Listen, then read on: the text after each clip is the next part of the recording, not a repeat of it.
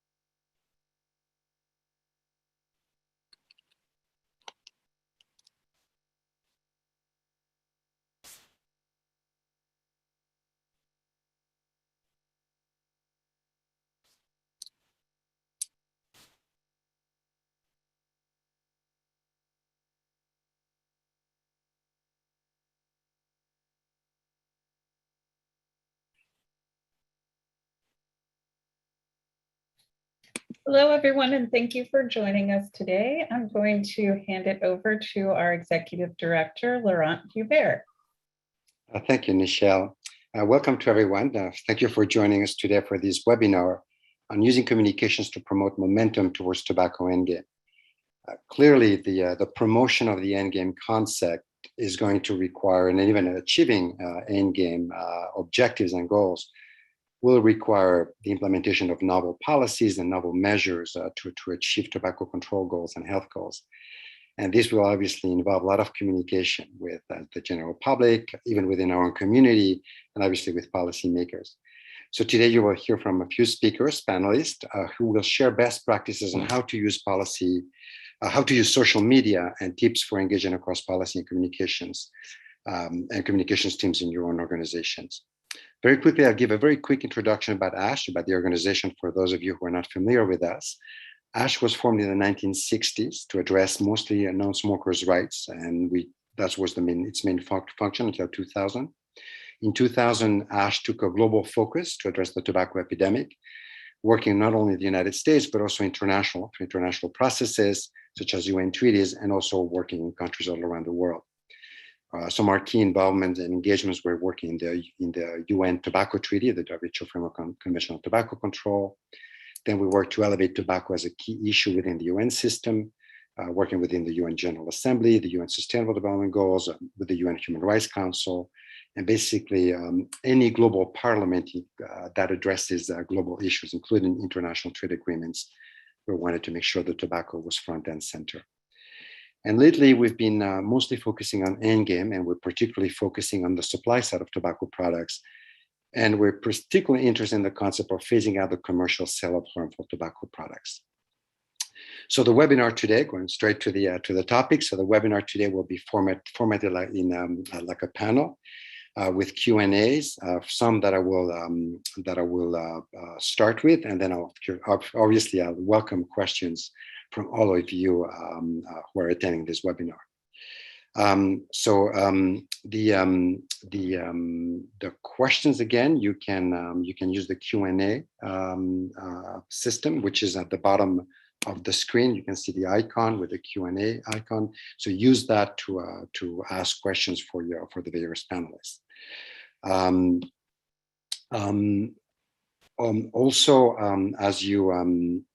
As we go through the session, and if you think of questions, also think of things on what other things would be helpful to you in the context of communications, and what other trainings would be helpful to you and for your work in tobacco control at the local level. So let me introduce the panelists, the three wonderful panelists we have today. We have Megan Arendt, who's the Associate Director of Communications at Action on Smoking and Health. She has almost a decade of experience working in global, international, and also local public health communications and advocacy. We have Sari Manu, who goes by Sari in the office, and she's the project coordinator for Advancing Momentum for Tobacco-Free California. She holds a master's in public health from Columbia University, but before public and into public health, She studied film production and digital media, and has also worked in film workshops and coordination as a communication specialist and videographer consultant. And Shanna Narula is the public programs manager for Tobacco Endgame at the American Heart Association. So we will get started right away. And again, feel free to type any questions you may have for the panelists in the Q&A box. So we'll start with Sawi, with you. And you worked in comms in other areas outside of tobacco for a while. So can you tell us a little bit about your experience and what are any lessons learned that you think would be applicable to the tobacco control endgame movement? All right, thanks, Laurent. Hi, everyone. My name is Sawi. And to answer your question, Laurent, I've worked as a communication specialist in the realm of agriculture as well as mental health for a nonprofit organization, specifically trauma. And so I'm very new to tobacco control, but what I have learned as a communication specialist in the past and in different fields is that there is a standardized way of basically coordinating your communication efforts. One of them, for example, being the way that an organization or a business will review and approve some of the graphic design, communication pieces that basically come out of your department or your unit. Another one is really design and, let's say, style of writing. What has really worked in the past, what I've seen, again, across agriculture and mental health, is having a sort of design guide or a stylistic guide that really allows for standardization when it comes to writing, when it comes to graphic design. So I'd say those are the two most important and have been very consistent across the different professions, the different roles that I've had in the past. And again, as a communication specialist, I would say the work is usually the same, just the way that you go about achieving your goals has been slightly different according to, agriculture versus mental health, versus just video editing in general, or maybe creative spaces in general. So I would say in a nutshell, those are two lessons that I've learned in the past. Thank you for this. And I thought that the style writing, that's definitely an interesting concept and something we struggle in tobacco control and in our field, and especially when we want to work towards very ambitious policy objectives. And sometimes we have a hard time communicating what we're doing in an effective manner. We get too policy heavy or too technical. So Shanna, you're a policy staffer, and you also have also communication expertise, but how do you bridge that gap between communication people and policy people to help transmit that sometimes difficult message that we try to transmit as policy people? Sure. I think the main thing that we need to keep in mind is the fact that communications and advocacy cannot exist without each other. Especially in the times that we live in right now, communications are key in order to get your policy objectives achieved. We're not going in person anymore, meeting with policymakers. And so the way that we can get our points across and the way we can actually do advocacy is through communications. So that's the base thing that I would say to begin with, is that you actually have to be a team together. Comms and advocacy they should be best friends, basically. And so I think it's important for you to have both people at the table at the same time. So for example, the policy representative should bring the data, they should bring the facts, they should bring the science, they should bring all of their expertise to the table. But then the comms person can help in terms of distilling that information down so that it's easy to understand for the general public, so that the message gets communicated effectively to your audience, and so that you can eventually, achieve success in your policy goals. So I would say a good example of that is to just make sure that you're keeping each other up to date on what's going on, and making sure that, the comms person knows of these big major milestones that are coming up within the policy world and the advocacy world, and then saying, okay, what can we do around that? Should we do, a call to action, and how should we do that? And how do we plan that together? So definitely the main thing that I would say is that you both need to be involved in the conversation in order to achieve your goals, whether it's a communications goal or an advocacy goal, because ultimately they're one and the same. And I like the notion you used here to be part of a team and work as a team. And And sometimes it happens, and sometimes, what are things we can do as policy people? And I assume there's quite a few policy people in the audience to help the comms people. I mean, we're like practical little things, like if we go to an event, when we go in person, if we testify, or even if we have an important Zoom event, what are little simple things that we could do that our comms people could use to help communicate various messages to the various target audiences?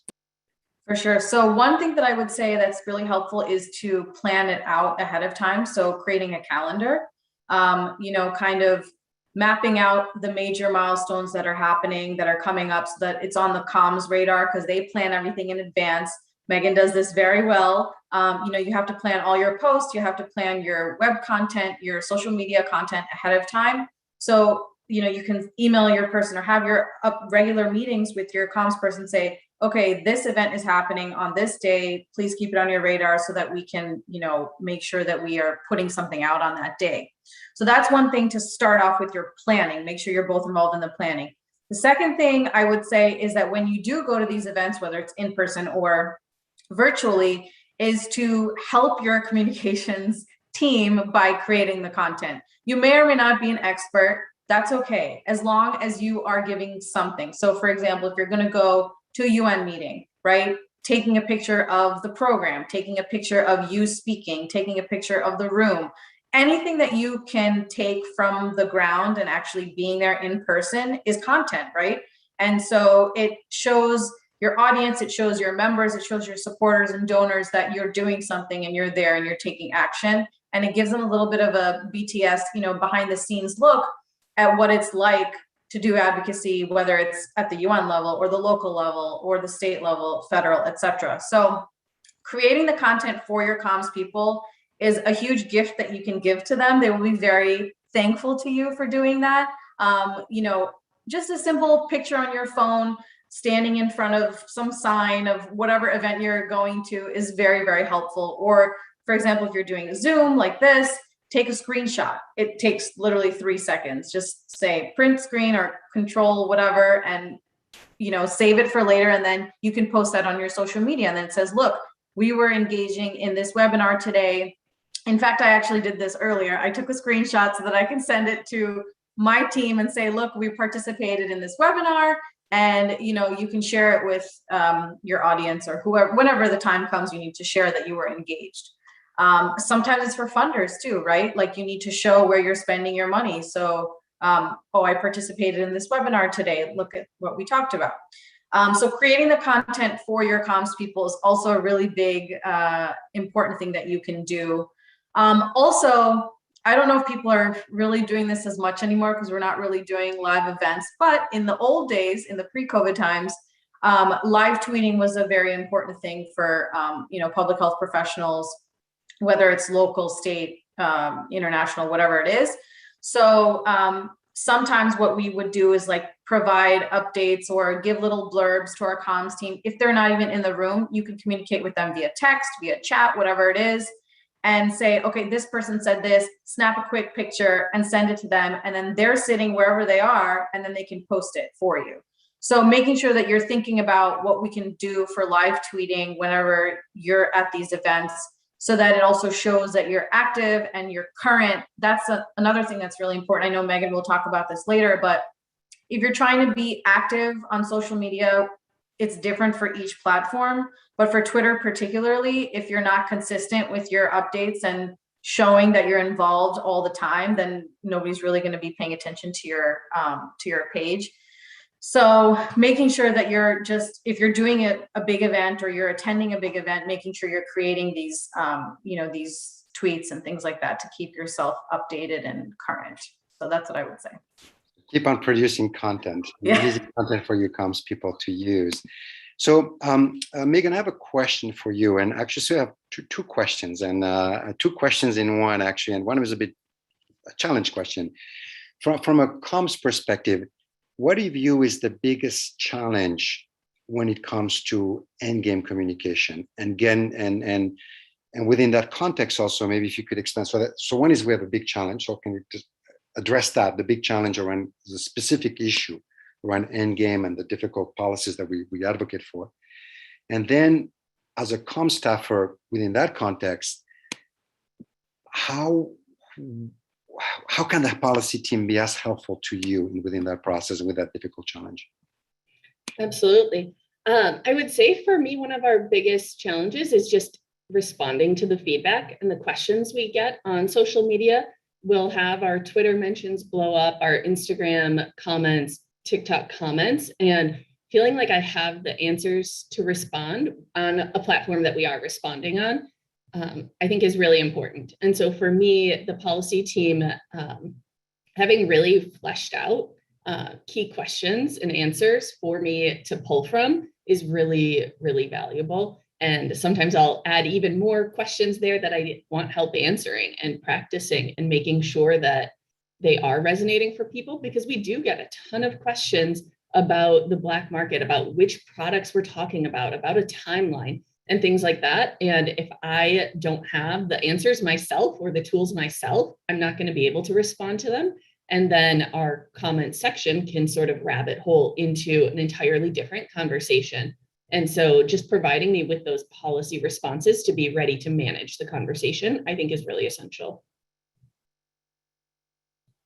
So for the policy team to be as ready as possible and to address the questions. Now, any challenges in even communicating? Are you finding that there's a challenge in communicating and gain messages, or do you find this to be a relatively straightforward thing? So, for example, if you were comparing, the traditional or, the past decade tobacco control messages versus the 2021 tobacco control messages, where there's a bit of a shift with California moving forward, some countries like New Zealand and others moving towards that. Are there any specific challenges that we should try to address within the tobacco control community? Yeah, for me, it's being able to show people the world that we're trying to create. A lot of times in the previous tobacco control policies, talking about tobacco taxes or getting rid of a billboard is a photo that you can show, and you can show that billboard going away.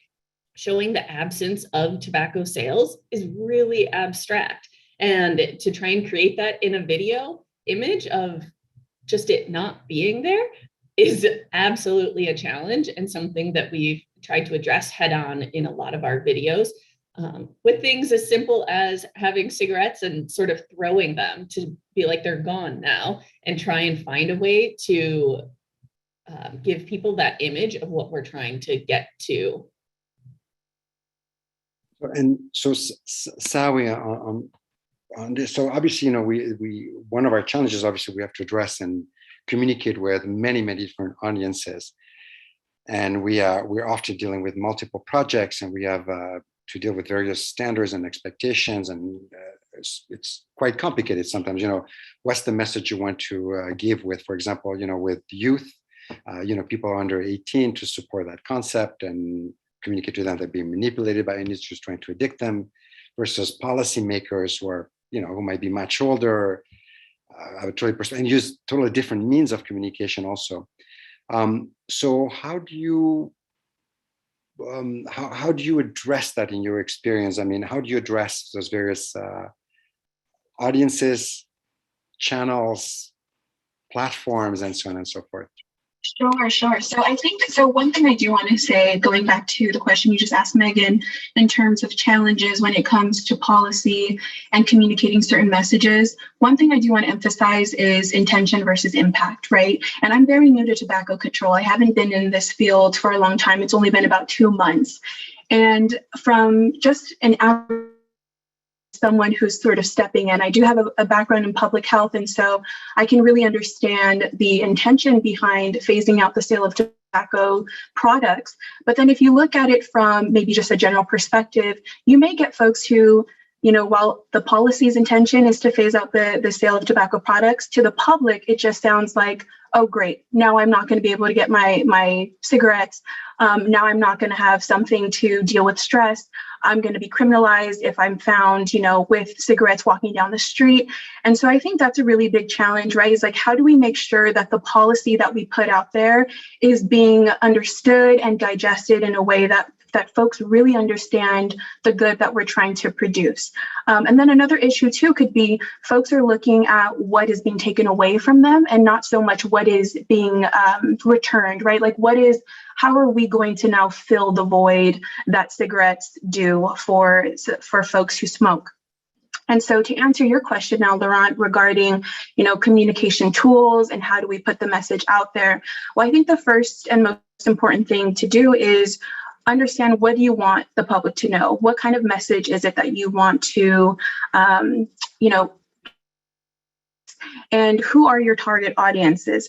And as a film student, as someone who has a film background, one thing that I will speak to is the power of imagery, the power of film and video.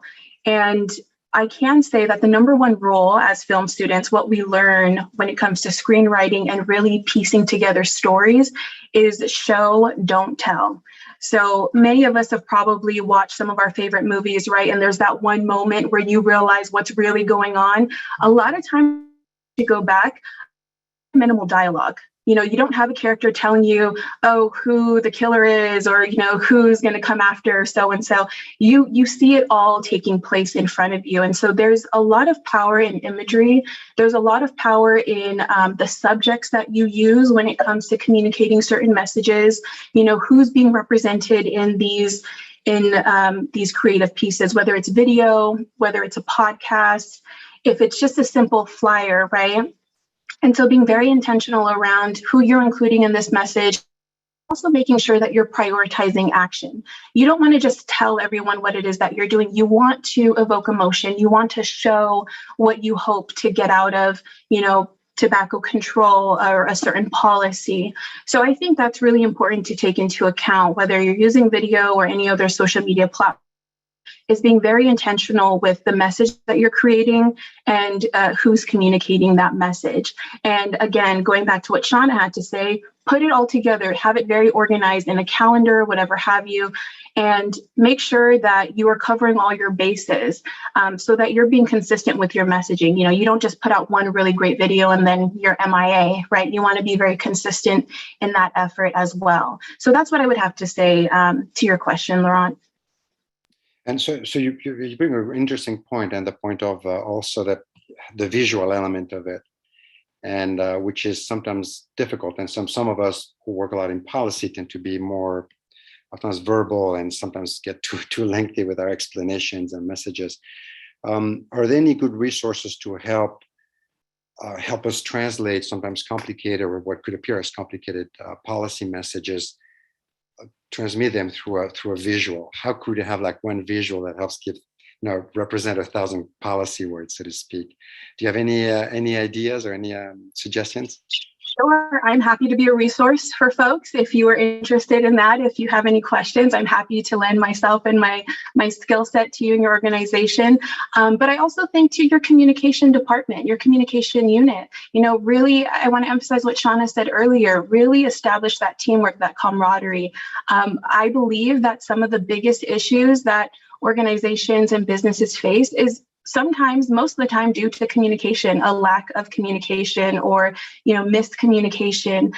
So I would say utilize them, but also if you're interested in, maybe finessing your videography skills or really getting a sense of what kind of software is out there, I would really recommend if you actually turn to YouTube. There's a lot of self-teaching that's done on YouTube. If you actually type in either screenwriting or video editing, that's my go-to whenever I need to, refresh a skill or maybe learn how to do something new. I'm constantly looking at YouTube and available tutorials and starting there. But again, I do want to say that I'm happy to be of service and, support anyone who's really looking into either building out their communications unit or tapping into videography as a communication tool.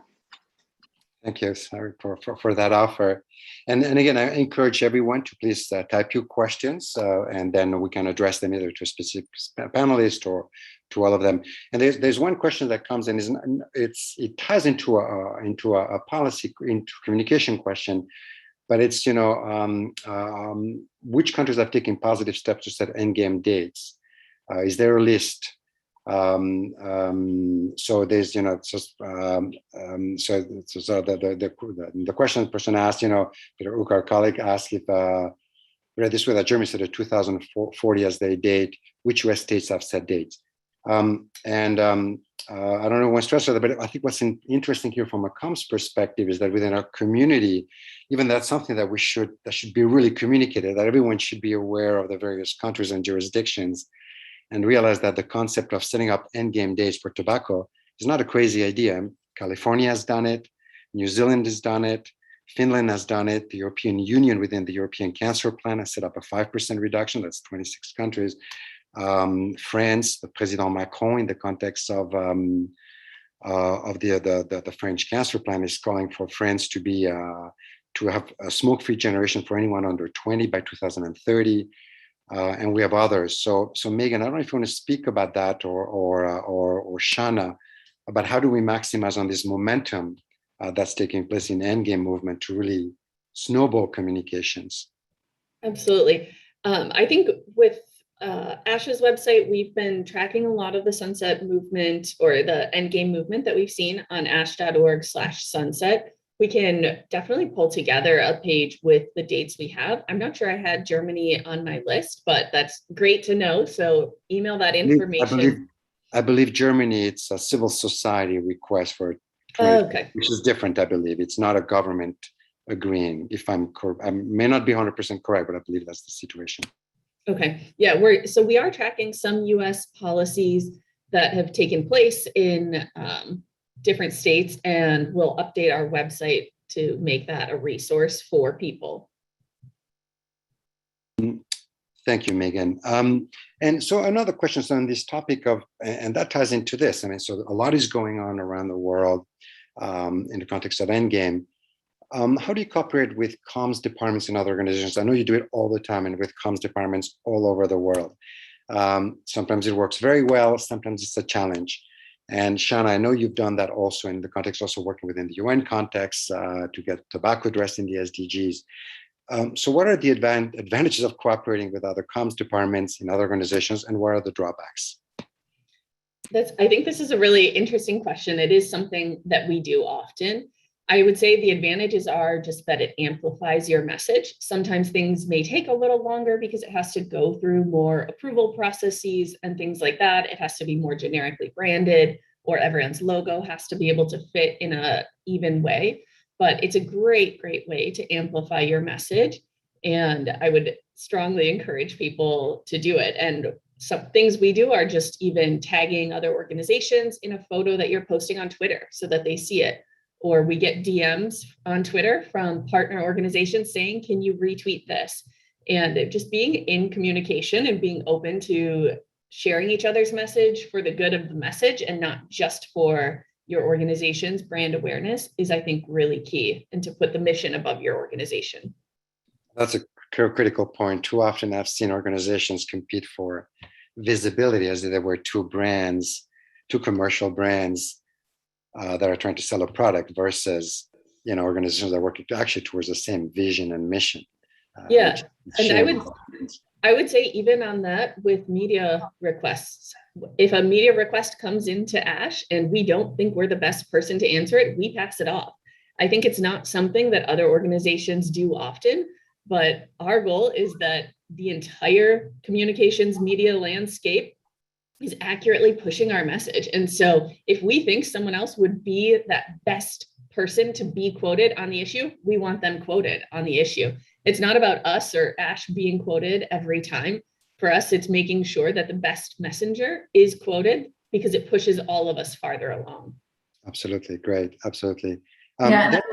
Sorry, I just wanted to add one thing about, I know a lot of tobacco control people here probably work in coalitions, whether it's locally, nationally, or globally. One of the things that I have experienced in the past is when you are working with a coalition, you're able to speak with one voice, but it's like Megan said, it's amplified by a lot, because if you have so many different organizations that are part of your coalition, then policymakers are more than likely to pay attention to that because you have strength in numbers. So aligning your message which hopefully shouldn't be too difficult if you're all on the same page, but sometimes it is.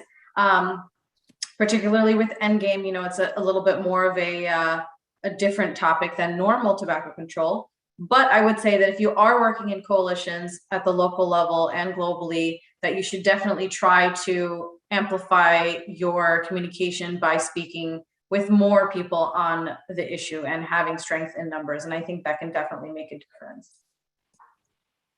Thank you. Thank you for that. I want to go straight to a question that I know is quite of interest to a lot of people, especially my generation, which doesn't tend to use, for example, TikTok and some of the emerging social media platforms. And in this concept of promoting new and novel policies and engaging with younger generations and getting their support. So how has ASH been, and some of the other organizations also, Shana, maximizing on those new social media platforms to reach the youth with tobacco and Endgame message? And do you think that is a critical platform? It's actually really important for us to do that, or is it something that should be, you know, what do you think? Do you think it's absolutely critical, a priority, or is it something that should be second tier? Like, you know, if comms resources are limited, should they go to other target audiences? Absolutely. So for ASH, TikTok is not our top priority because our top priority is not youth engagement. A lot of what we're pushing for is completed by decision makers at a higher level, but a lot of communications in our field is always changing. And so for us, our goal is to stay on top of every platform and be visible on every platform and understand every platform. So we got active on TikTok mainly to understand it and to make sure that if needed, we had a presence on TikTok, and we've used it mainly just to create videos that we then share across our other channels like Instagram, Twitter, and Facebook, where we have a bigger audience that's oftentimes more engaged and in a more substantive way. So TikTok for us has been sort of a cheaper video editing software. But for those organizations who are working with youth and youth as your primary audience should absolutely be on TikTok, absolutely be on Instagram. A really interesting part of Instagram right now is that they're prioritizing reels instead of posts. If you go into post, there's sort of stories, post, and reels. And stories and reels are their top priority right now because they're trying to rip off TikTok. And so if you are making videos on TikTok, share them on Instagram Reels, and you're going to see a lot better return on that time investment. And there's really short, easy things to do on TikTok. It's not entirely always intimidating, but if you have any youth advocates working with you who can help you understand the app a little more, that's what we were able to do with some of the ASH interns, teaching us the mechanics of it. Sawi has also been working on TikTok trainings, so we'll be able to share those with all of you too if you're interested in getting active on the platform. But check out what others are doing. See who ASH is following. We're following a ton of other tobacco creators, tobacco control creators. So you can see what other people are doing and mimic their strategies if you're interested in getting active on that platform. Similarly for AHA, I mean, because it's such a large organization, the focus really is not on TikTok. We are on TikTok, but it's not a main focus. But I will say, we may be talking about this a little bit more coming up in the chat, but we do have a youth endgame strategy that I'm actually leading. So we can talk a little bit more about that and what we're trying to do to engage youth if you are interested. So we can talk about that a little bit later. But we do have a presence there. It's not our strongest place, but like Megan said, we have followers in other areas that are a lot bigger in numbers. So, you know, the focus is really there. And up until now, there was some hesitancy because of the previous administration and the fear of it, you know, potentially being banned or whatever, and the security problems and the security concerns. And so I think, you know, AHA was trying to stay a little bit away from that, just being conservative because we didn't know what was going to happen. And now that it's kind of changed over a little bit, you know, we are a little bit more active, but it's not the main source of youth engagement strategy, I would say. But we're definitely, we have a presence, but you know, we're figuring it out as well. And I think that the TikTok situation is actually going to be going more towards a communications, like a national focus, as opposed to just kind of a little bit random as it is right now. So it's going to be changing, and the comms team is definitely going to be creating a strategy around it. So we'll see what happens. Thank you. And again, I'm going to ask the attendees to please type your questions on the Q&A using the Q&A icon and tool at the bottom of the screen rather than the chat, because I monitor more the Q&A section than the chat. It's difficult to follow all of the chat. There's one question that comes in the chat, however, I want to address, which kind of highlights some of the communication challenges we have around Endgame. So it's like there's a number of countries that set up timelines and goals in prevalence. However, the person says they're still a bit blurry about which real measures policies are involved in getting these targets. And then, so first I want to address that because indeed, and there's various countries that have set up different targets. Some have gone 5% is the one that we've seen most jurisdictions set up as a target, so to get to 5% or below smoking prevalence. Some have gone even further below that and are trying to get to 3% or below smoking prevalence. In terms of what policies work, I mean, so and that's been one of the areas why there's this interest in Endgame and looking at new approaches. Is because what will it take together to get to this 5% and below? So, for example, if Europe, for example, has a prevalence rate within the whole European Union, I think it's about a little bit over 20%. How do we get to 5%? What policies will work? And I think, as you all know, as tobacco control advocates, tax and price measures are one of the most effective ones. Ideally, all jurisdictions around the world should implement all of the measures in the WHO Framework Convention on Tobacco Control. So tax and price measures, comprehensive bans, advertising bans, smoke-free policies. I mean, all of the policies that we know work. One of the challenges we have, though, when it comes to Endgame is that even jurisdictions that are doing everything right, even high taxes on tobacco products, and so on and so forth, prevalence is not going down as fast as we would like it to, or not to the rates we would like it to see go down. And that's why Endgame policies come into place. And I want to point out to all of the attendees that even the Tobacco Treaty, the WHO Framework Convention on Tobacco Control, anticipated this. And one of its articles calls on countries to go beyond the measures in the treaty to protect the health of their citizens, and encouraging countries to go beyond the measures in this treaty. The treaty was negotiated almost 20 years ago. 20 years ago, no one was talking about phasing out the sales of tobacco products, but this is something new. And the person asked what evidence is there. And obviously, in terms of behind those, and clearly, obviously, given those are new measures, is difficult to know. But we think that we need to introduce new measures to address also the supply side of tobacco products to decrease smoking prevalence. And so, what do you think we need to do then in communications so people are basically at the same, even within our own communities, so people are better aware of how many countries, how many jurisdictions of the world are already setting those up? Do we need to do a better effort to communicate that to our own community? Shanna? I think, I can jump in a little. I think if there is a question, it means we do need to do a better job of it. And I think this is something that Ash is trying to do with our steering committees on Project Sunset. Our goal is to organize advocates in the US and across the world so that we are speaking with one voice. But the movement has been slow, partially because of a lack of funding to have a dedicated team working on it. We at ASH are feeling very encouraged by American Heart starting their Endgame division that Shauna is a part of. I think as more organizations start bringing on policy staffers specifically focused on Endgame, it's only going to lead to stronger communications on it, because you can't just have communications working on it without that policy staff behind them. And so I think it starts there. It starts with organizations investing in Endgame and ensuring that they internally have the intelligence and the focus so that we can move forward and make sure that we're all on the same page. But I'll let you go, Shauna. Yeah, I think one of the things that is probably helpful, I mean, for me, when I was at the city level and doing policy on the ground, was learning from other jurisdictions and what they've already done.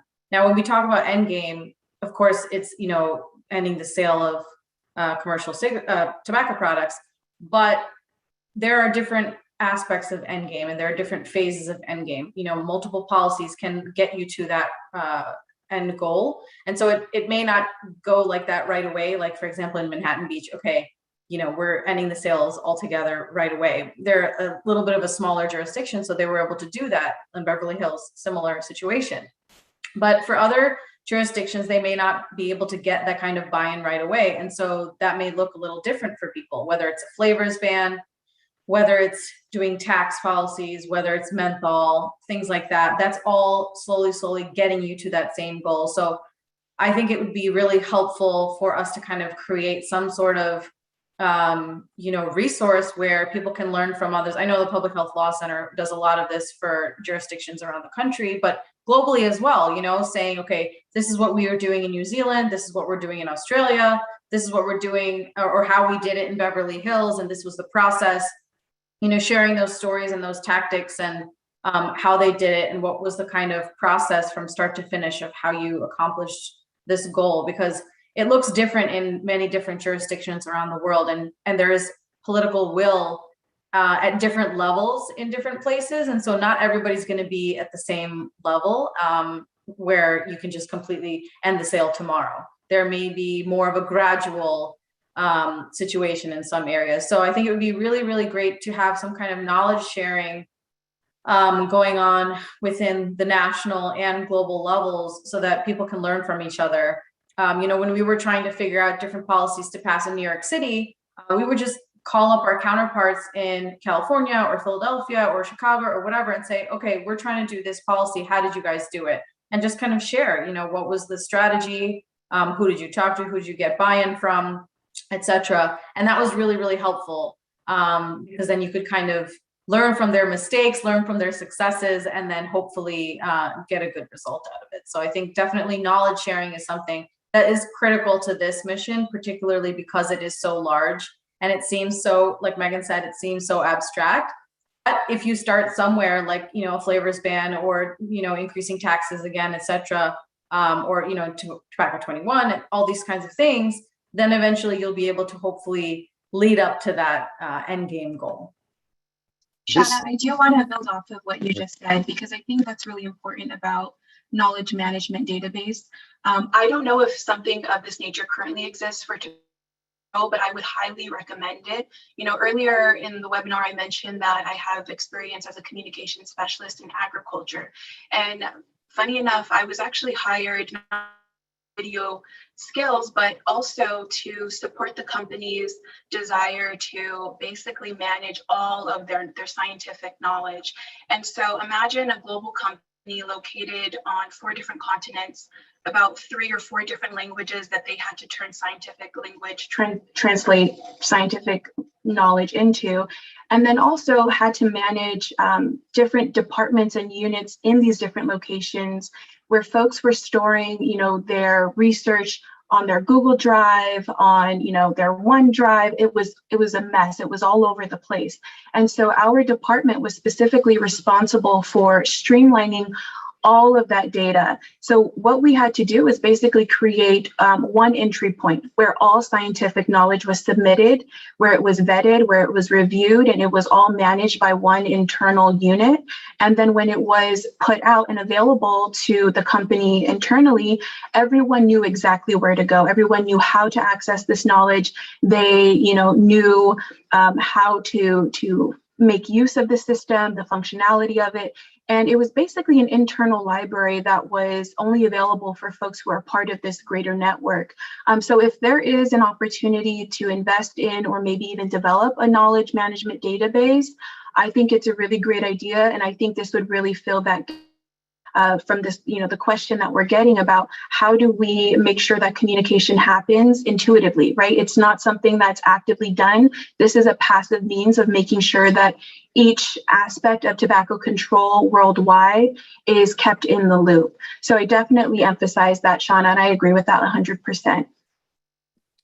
Thank you for that intervention. And I want to go back also to a point, Shanna, you made about the sharing the lessons learned and the experience from successful jurisdictions. And this reminds me a lot of smoke-free policies 20, 21 years ago.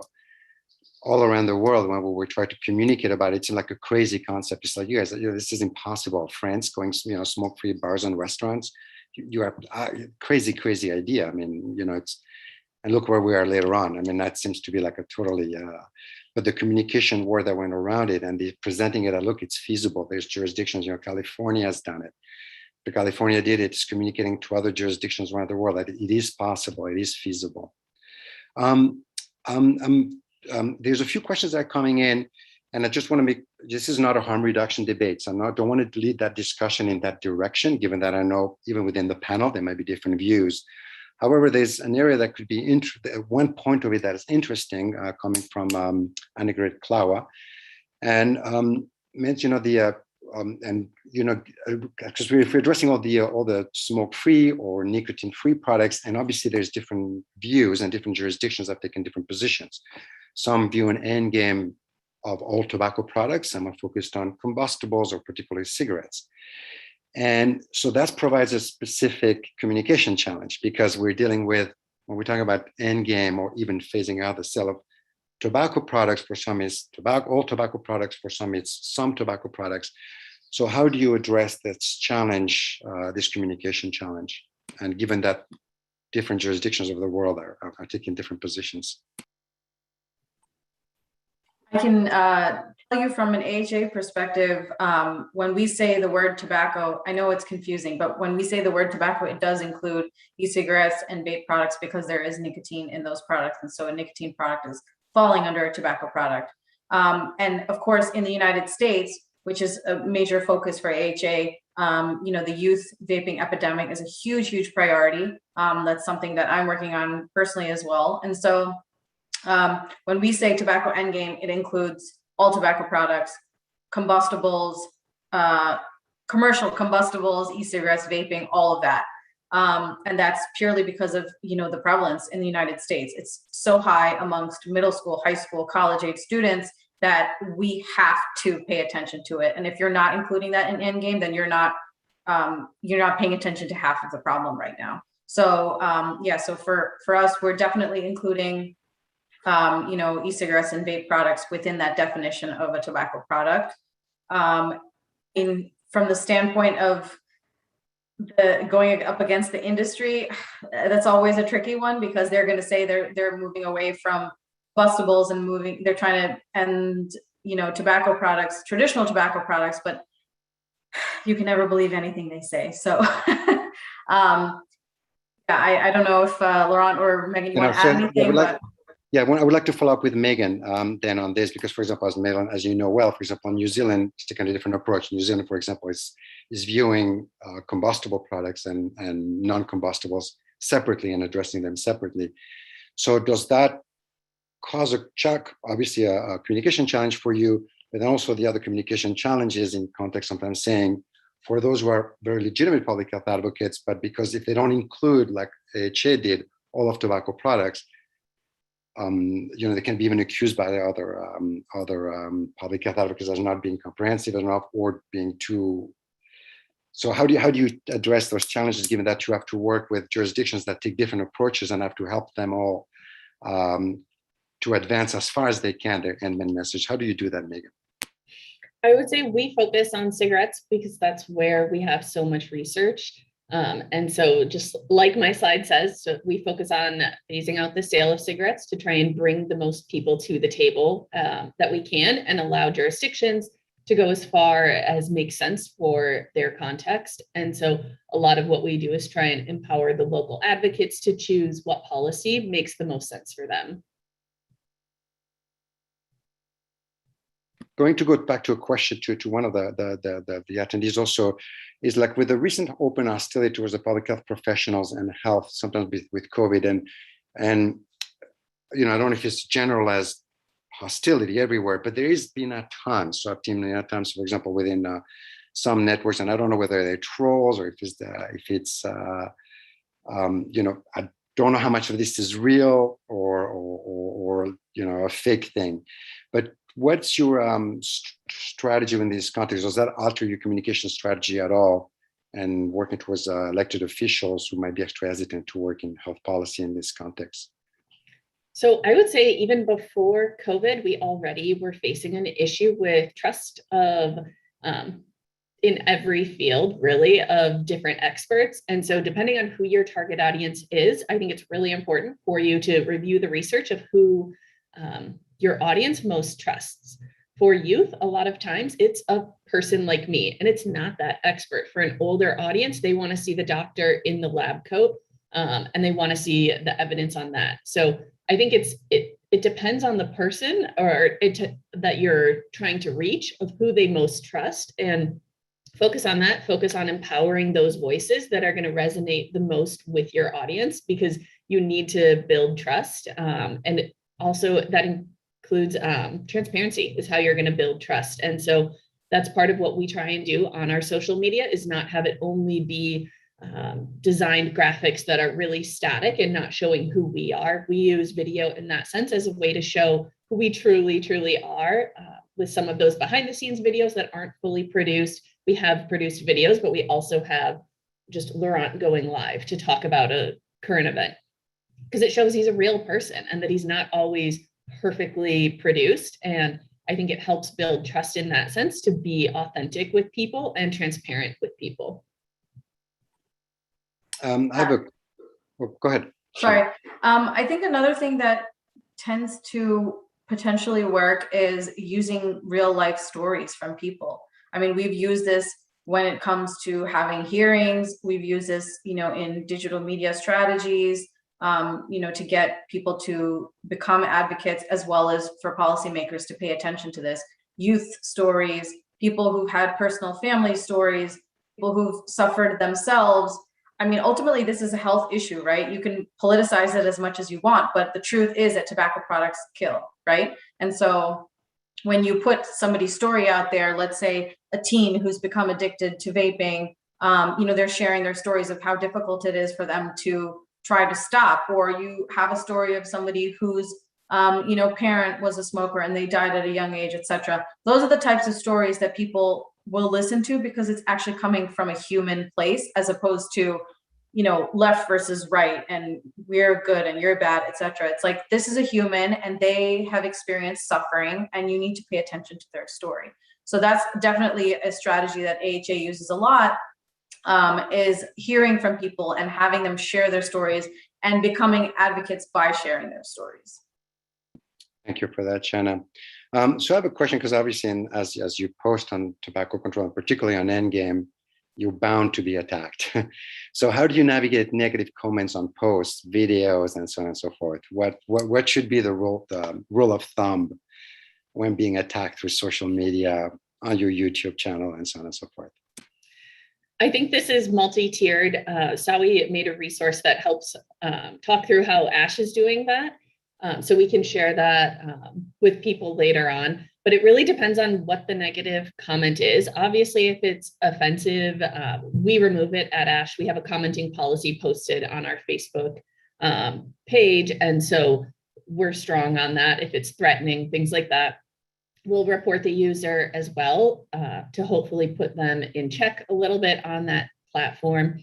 If it's just misinformation, we'll try and fix the facts if it feels authentic. But if it is just a negative comment or someone disagreeing, it's their right to disagree with you.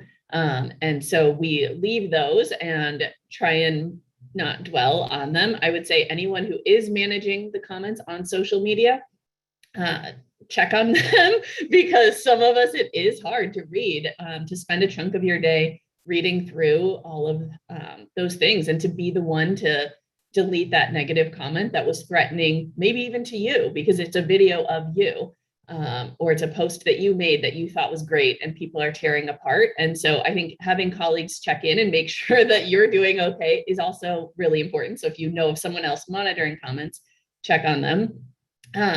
But really just not taking it too personally, I think, is really important, and trying to create a safe space in your comment section for your true followers who want to engage and are excited about what you're doing.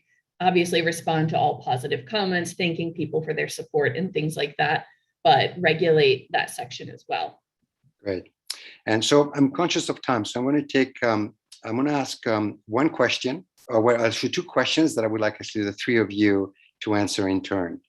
And for the first part of the question is again, comes from Sarah Nogueira, is on your experience. What role do you think public opinion, so our target audience in this case through communication, plays in the adoption and implementation of novel policies associated with Endgame? So, how important do you think comms is to help us to Endgame? And then, what's your favorite tool together? What would be your favorite communication tool? So I would like for each of you to tell me, what is your favorite communication tool and why, and how would you encourage everyone, all of the audience, to use it? So should we start with Shana, then Saori, and Megan? Shana, why don't you go first? Sure. I mean, of course, public opinion does matter, but like I said, you're going to have people who are going to hate on you no matter what. There are going to be those trolls, and there are going to be those people who are vehemently opposing any tobacco control policy, no matter what you say, and no matter how much data you throw at them. Those are just those people. And so you just have, like Megan said, you have to have a thick skin and move on from them. But ultimately, what you're doing is for the greater good. And so you just kind of have to keep on trucking in that sense. And like Laurent said too, back in the day when we were trying to pass smoke-free laws, people were outraged and they said, how dare you do something like this? You're going to change our life forever. In New York City, they were saying, oh, tourism is going to die, restaurant industry is going to die. And then it completely flipped the opposite direction. And it skyrocketed, tourism industry in New York, and restaurants are doing better than ever. So, ultimately people are going to have these opinions no matter what, but as long as you can get your core group of advocates supporting the issue, you get these personal stories, you get these people who've been personally affected by this to stand up and speak out, then I think that, hopefully you'll see success. And we've seen that in the past, few decades of tobacco control. Once you get, those personal stories shared and have those people coming and speaking to policymakers, it definitely does make a difference. My favorite tool, I'm just going to do a shameless plug because we don't have a lot of time left, but we did talk a little bit about youth engagement, and that's particularly my focus in the American Heart Association. So if you are out there and you want to do youth advocacy, particularly around tobacco endgame, I would say a great tool that we're currently updating and developing and creating more things for this is our tobacco endgame site, where we are encouraging youth between 13 and 24 to sign up to join our tobacco endgame movement. And we are going to be engaging our youth in advocacy, whether it's at the local level for legislation or nationally for legislation, or if it's different activities that we're going to be planning throughout the next few months, or if it's promoting and getting other kids involved, sharing their stories. Like I said before, sharing stories are so important. So we have a place on the site where you can say how tobacco has impacted your life. There's a place on the site where you can share these different social media assets to promote the endgame movement, as well as resources to help people quit.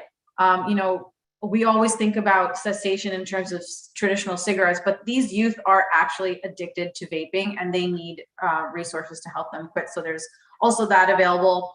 And my role specifically is to create new activation activities that are going to be happening over the next few months.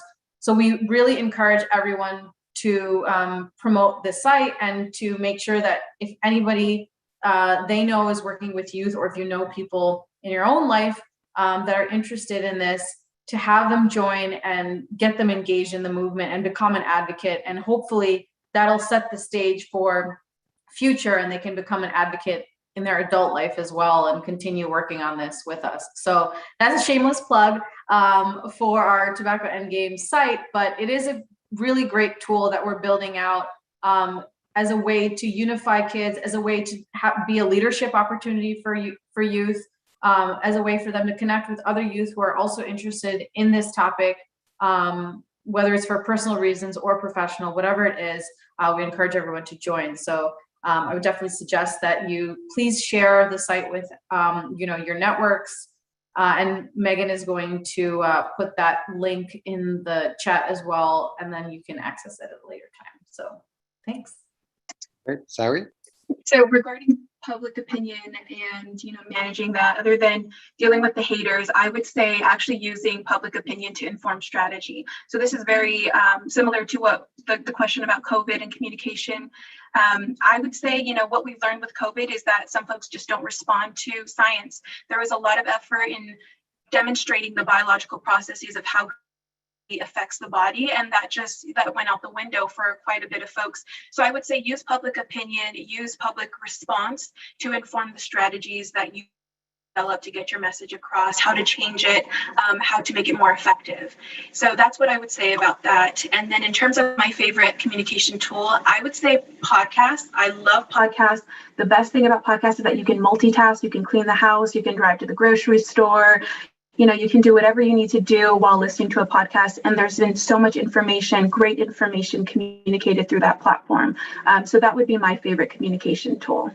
And Megan, if you want to close us out with this question. I love podcasts. Just before me, you bring up a very important point is the public opinion polls. And we know that there's actually a lot more support for tobacco control policies within the general public than even politicians and the decision makers are aware of. So that's something we should take into our advantages. Megan, please go ahead.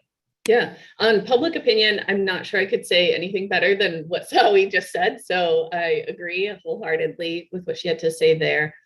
Favorite communications tool is probably video in any capacity. Hard for me to choose specifically because I love a good video emailed out to people with a strong call to action, love it on the website, love it on social media.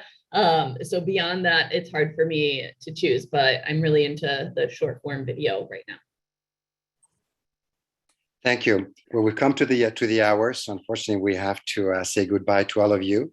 But I want to alert you of the next webinar, which is for next Wednesday. Not next Wednesday, but Wednesday, September 22nd. And you can register with the link that will be sent to you via the thank you email. There might be some either other webinars before that, so please stay tuned. Also, please look and share the toolkit for advocates on COVID-19 and tobacco. It's a useful resource, so use it, share it with other policymakers, friends, or anyone that might be interested in this. And also, obviously, one of the key obstacles to tobacco control policy and health is the tobacco industry and its interference. Just today, it's very interesting. On the one side, Philip Morris is talking about a smoke-free future, but they just found out another challenge through an international trade agreement, basically, through a small agreement between a few countries. I don't know the details, but again, challenging tobacco control policies. Again, showing that while they say one thing, they do everything. They attack countries that implement tobacco control policies. So if you see any interference on tobacco industry interference in the United States, particularly, please send it to info@ash.org, given that some of our colleagues are collecting that data for a report that will be part of a global report on tobacco industry interference. Again, thank you very much for joining us today, and continue all the good fight for a healthier world.